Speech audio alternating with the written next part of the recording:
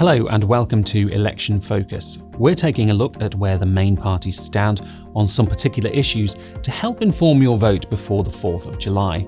Not every party will be mentioned in each video, as we'll focus on those that have made their views plain.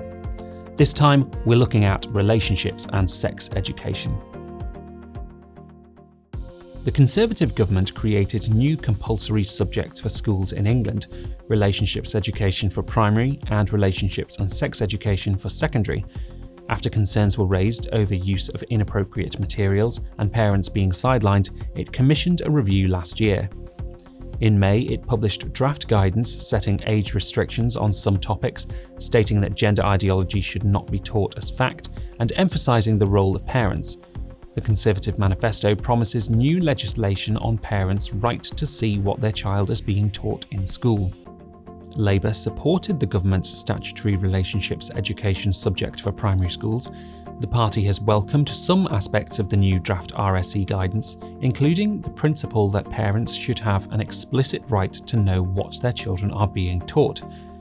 However, it raised several concerns, including that potentially drawing down the shutter on discussing different types of relationships and the lived experiences of those who are transgender means that some children may grow up with a narrow, potentially prejudiced view.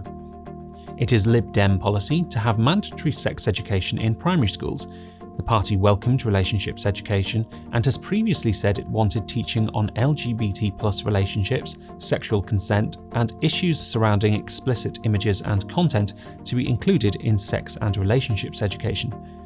In 2021, the SNP government began rolling out its plan to embed LGBT education across the curriculum.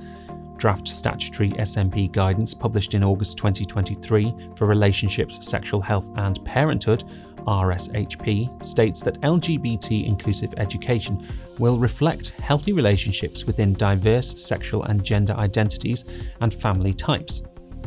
Plaid Cymru says, "We would ensure that relationships and experiences of the LGBT+ community, including the trans, non-binary and asexual communities, are included in the statutory element of relationships and sex education of the new curriculum in all school settings, and that teacher training is available."